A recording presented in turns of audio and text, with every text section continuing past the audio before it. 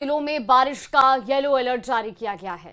अगले 4 दिन प्रदेश के कई हिस्सों में हल्की से मध्यम और कहीं-कहीं तेज बारिश का अनुमान भी जताया गया है।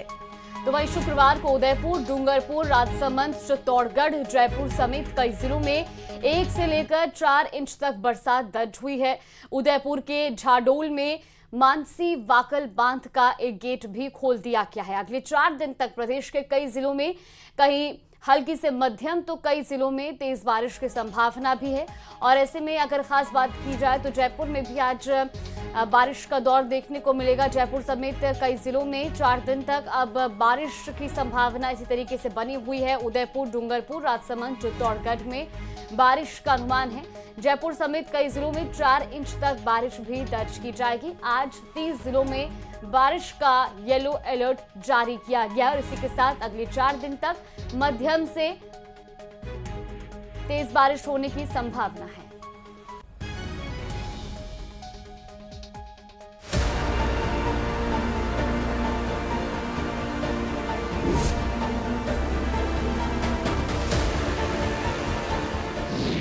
बारिश ने बिगाड़ी बस्तियों की हालत। कहीं घर गिरे, कहीं सड़कें टूटी, कहीं शहर पानी में डूबे। बरसात जहां एक तरफ खेतों के लिए राहत लाती है, वहीं दूसरी तरफ कई जिलों में आफत बनकर बरसती है। कई मकानों के ढहने से लेकर सड़कों के गड्ढों तक ये तस्वीर साफ है कि राहत कार्यों और स्थायी समाधान की सबसे ज्यादा जरूरत अभी भी है। बूंदी में बाढ़ और अतिवृष्टि ने लोगों के आशियाने उजाड़ दिए। कई कच्चे मकान धराशायी हो गए। आपको ये जो खड्डा दिखेगा, ये वो दीवार है जिसका खड्डा आपको दिख जाएगा। यहाँ पर स्थिति बद से बदतर होती हुई आपको दिख जाएगी। ये खड्डा जो है, यहाँ से हम आपको दिखाएंगे किस प्रकार मलबा है जो इस घर के अंदर धराशायी हुआ है। धराशायी होने के बाद में मलबे में ये जो कच्चा घर था वो तब्दील हो गया है। लोगों के सामान यहाँ पर दबे हैं। हालात ये है कि अब यहाँ पर रहने में भी इन लोगों को डर लगने लगा है। छपावदा बाजड़ गांव में हालात बदतर है। लोग तिरपाल और टीन शेड लगाकर सिर छुपा रहे हैं। रोजमर्रा का सामान मलबे में दबा पड़ा है और प्रशासनिक मदद अभी तक नहीं पहुंची है। ये रहने की जगह नहीं है और कहाँ रहे हैं।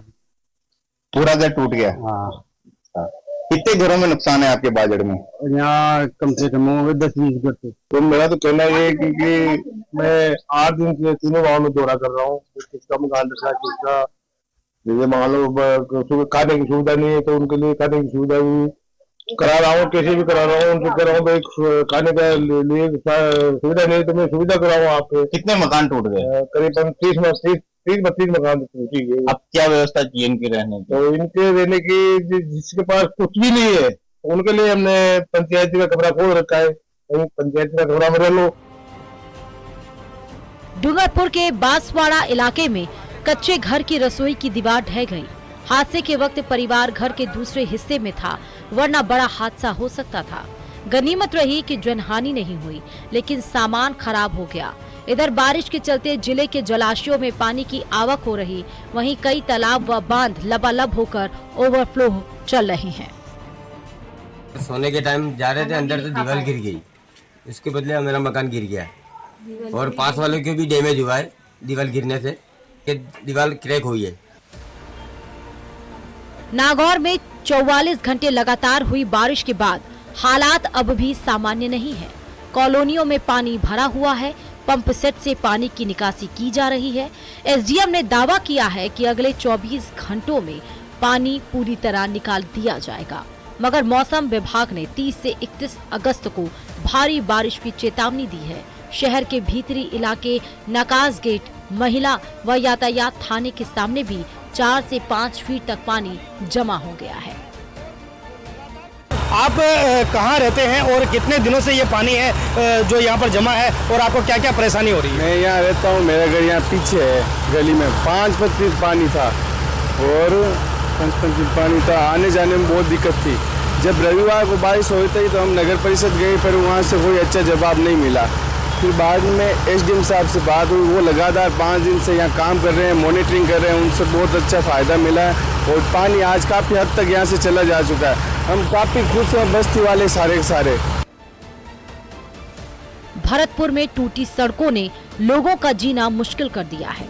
मुख्य चौराहों से लेकर मुख्यमंत्री आवास तक जाने वाली सड़कें भी गड्ढों से भरी हैं। बारिश में ये गड्ढे खतरनाक साबित हो रहे हैं और अधिकारी जिम्मेदारी लेने से बच रहे हैं। आप देखिए किस तरह के हालात यहाँ पर बने हुए हैं। ये सड़क है और इस सड़क में कई फीट गहरे गड्ढे हैं, जिससे कई बार जो वाहन चालक हैं वो गिर करके चोटिल हो जाते हैं। थोड़े दिन जब कोई होता है तो प्रशासन आती है तो बन जाती है, इसके बाद में वही सड़क हालत खराब है। देखो सड़क वो क्वालिटी की चीज है, बनी नहीं ना।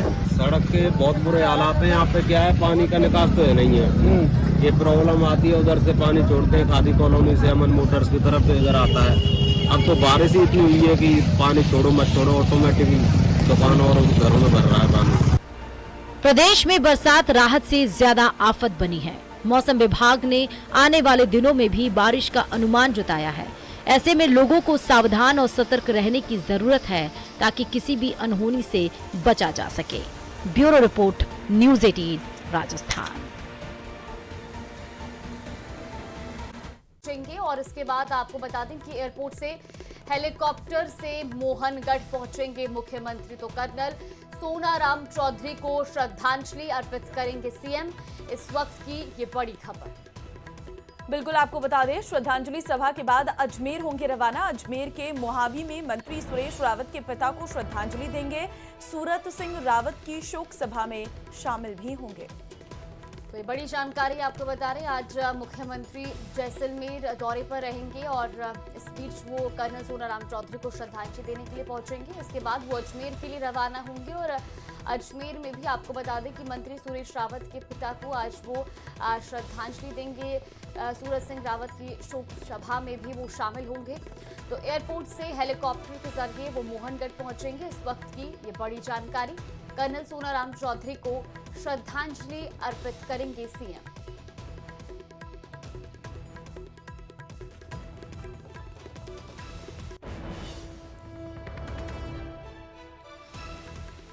बारह बजे जैसलमेर एयरपोर्ट पहुंचेंगे मुख्यमंत्री भजनलाल शर्मा।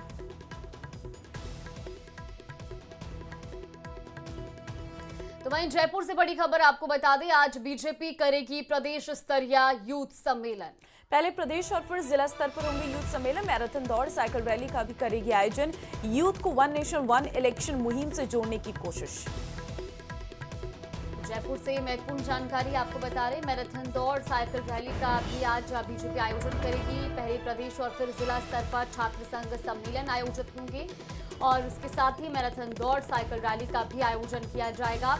ये बड़ी जानकारी आपको बता रहे, यूथ को वन नेशन वन इलेक्शन मुहिम से जोड़ने की कोशिश इन प्रयासों के जरिए की जा रही है और बीजेपी आज करेगी प्रदेश स्तरीय यूथ सम्मेलन। ये महत्वपूर्ण जानकारी मिल रही है। इस यूथ सम्मेलन के जरिए जो यूथ है उसको तमाम तरह के जो अब पहल भारतीय जनता पार्टी की ओर से की जा रही है उससे जोड़ने की कोशिश की जाएगी। मैराथन दौड़, साइकिल रैली का भी आयोजन किया जाएगा। यूथ को वन नेशन वन इलेक्शन मुहिम से जोड़ने की कोशिश भारतीय जनता पार्टी की रहेगी और इसी के मद्देनजर आज प्रदेश स्तरीय यूथ सम्मेलन का आयोजन भी किया जाएगा।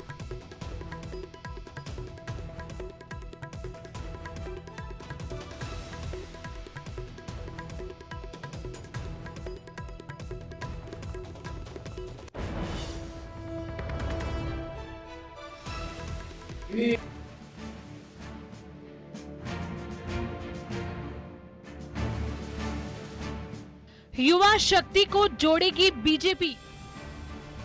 जयपुर में होगा छात्र संघ प्रतिनिधि सम्मेलन। वन नेशन वन इलेक्शन के लिए मुहिम। वन नेशन वन इलेक्शन के प्रति युवाओं को जागरूक करने के लिए अप्रैल महीने में दिल्ली में राष्ट्रीय छात्र संघ प्रतिनिधि सम्मेलन आयोजित किया गया था। इसी तर्ज पर अब राज्यों में राज्य स्तरीय राष्ट्रीय छात्र संघ प्रतिनिधि सम्मेलन आयोजित किए जा रहे हैं। 30 अगस्त को जयपुर में भी छात्र संघ प्रतिनिधि सम्मेलन किया जाएगा, जिसमें मुख्यमंत्री भजनलाल शर्मा, बीजेपी के राष्ट्रीय महामंत्री सुनील बंसल और प्रदेश अध्यक्ष मदन राठौड़ शामिल होंगे। इस कार्यक्रम में 35 साल से कम आयु के वर्तमान और पूर्व छात्र संघ पदाधिकारी भाग लेंगे। सभी जिलों से लगभग 1250 छात्र संघ प्रतिनिधि इसका हिस्सा होंगे। इन्हीं छात्र नेताओं के माध्यम से इस प्रस्ताव के विषय को आम विद्यार्थी तक विद्यालय और महाविद्यालयों में ले जाने के लिए ये टीम नीचे काम करेगी। आने वाले समय में सितंबर अक्टूबर में नीचे वाद विवाद प्रतियोगिता भी होगी, निबंध लेखन भी होगी, यानी स्कूल और कॉलेज के सभी विद्यार्थियों को इस विषय के बारे में जानकारी देने के लिए भारतीय जनता पार्टी ने कुछ लोगों को जिम्मेदारी दी है। भाजपा प्रदेश में बड़े स्थान पर मैराथन दौड़, बाइक और साइकिल रैली निकालकर जन जागरण, मानव श्रृंखला का निर्माण भी करेगी। इसके अलावा दिसंबर तक सोशल मीडिया पर जमकर प्रचार प्रसार होगा। सियासी जानकारों की माने तो बीजेपी एक तीर से दो निशाने साध रही है। युवा शक्ति को जोड़कर वन नेशन वन इलेक्शन के फायदे बता रही है और वोट बैंक मजबूत करने के साथ ही जनमत भी तैयार कर रही है।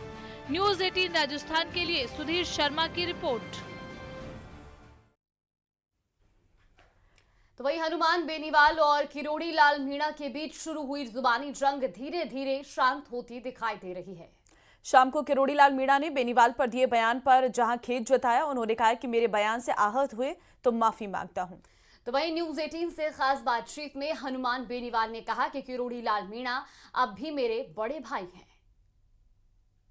पता नहीं कौन सी बात से नाराज होके और उन्होंने इस तरह की बात करी। आज से पहले हमारे बीच में कभी इस तरह की बात कभी नहीं रही। हम दूसरे, और मैं तो आज भी उनका सम्मान करता हूँ, बड़े मेरे से, उनसे मेरा कोई झगड़ा थोड़ी डॉक्टर साहब से।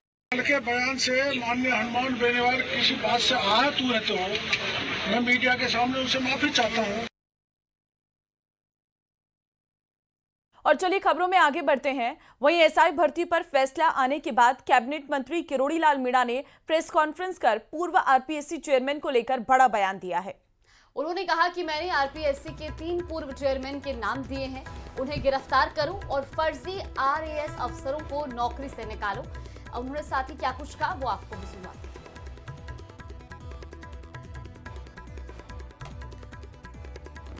कि मैंने 3 आरपीएससी के मेंबर और 3 आरपीएससी के चेयरमैनों के प्रमाण दिए थे। मीडिया के थ्रू मैं मांग करता हूं कि उनको गिरफ्तार किया जाना चाहिए।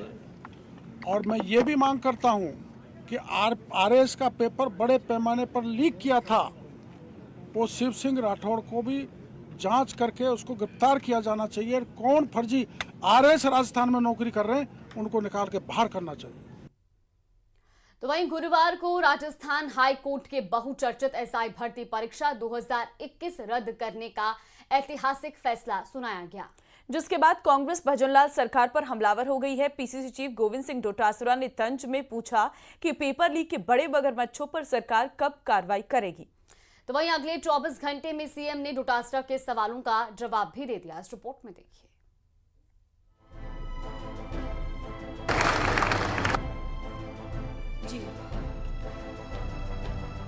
युवाओं के साथ जो कांग्रेस ने जिस तरह का धोखा दिया है, हम उनको छोड़ने वाले नहीं हैं। और लगातार आप देख रहे हैं वो बंद होते जा रहे हैं, अब नई खुलती जा रही है, कलई से कलई खुलती जा रही है।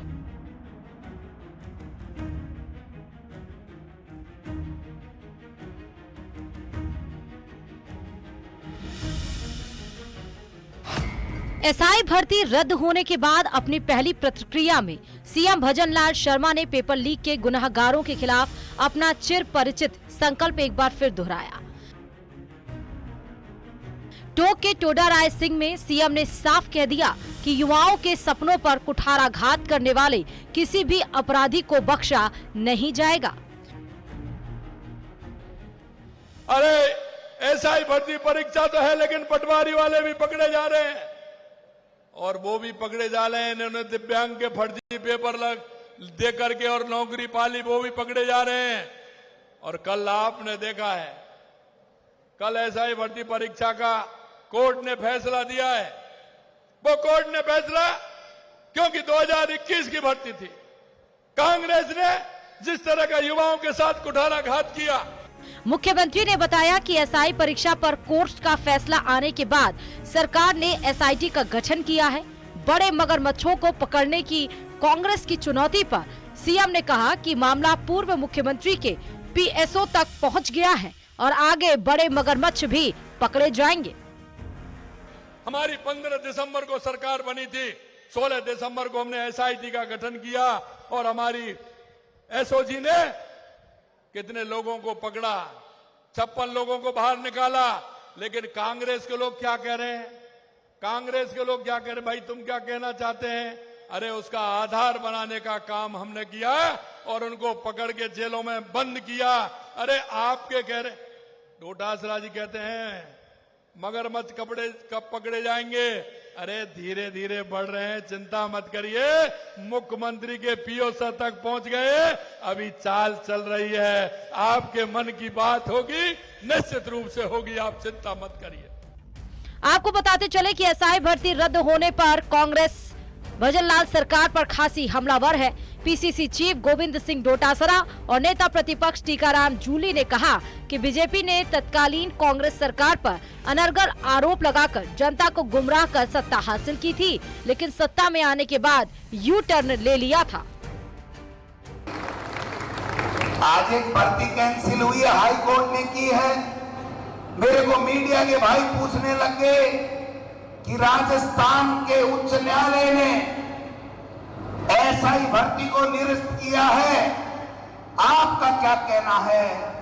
मैंने कहा ये 1.25 साल से पर्ची से बनी सरकार के पास में दिल्ली से पर्ची आई नहीं, खुद का विवेक है नहीं, निर्णय कोई ले नहीं सकते और इनका मंत्रिमंडल टुकड़ों में बटा हुआ है। ये तो सरकार ही समझ में नहीं आ रही है कि सरकार क्या चाहती है। जब पुलिस की जांच में यह आया कि भर्ती निरस्त होनी चाहिए, एसओजी ने कहा कि भर्ती के अंदर गड़बड़ हुई है और फिर सरकार ने जवाब क्या पेश किया और उसके बाद किरोड़ीलाल मीणा जी क्या कहते रहे और सरकार किस प्रकार से अपना कोर्ट के अंदर जवाब दाखिल कर रही है। ये सारी बातें अगर आप देखोगे तो आपको खुद ही नजर आ जाएगा कि सरकार निर्णय नहीं कर पा रही। आपको बताते चलें कि एसआई भर्ती परीक्षा 2021 में अब तक करीब 125 आरोपी पकड़े जा चुके हैं। इनमें पेपर माफिया दलाल, परीक्षा एजेंसी आरपीएससी के सदस्य और पेपर खरीदने वाले अभ्यर्थी शामिल हैं। जांच के बाद सरकार ने इस परीक्षा को रद्द करने या नहीं करने पर फैसला करने के लिए कैबिनेट सब कमेटी बनाई थी। इस सब कमेटी ने परीक्षा रद्द नहीं करने की अनुशंसा की थी। सरकार ने कोर्ट में उसी आधार पर अपना पक्ष रखा था, लेकिन गुरुवार को कोर्ट ने पूरी सुनवाई के बाद तथ्यों को देखते हुए परीक्षा रद्द करने का फैसला सुनाया। Bureau report,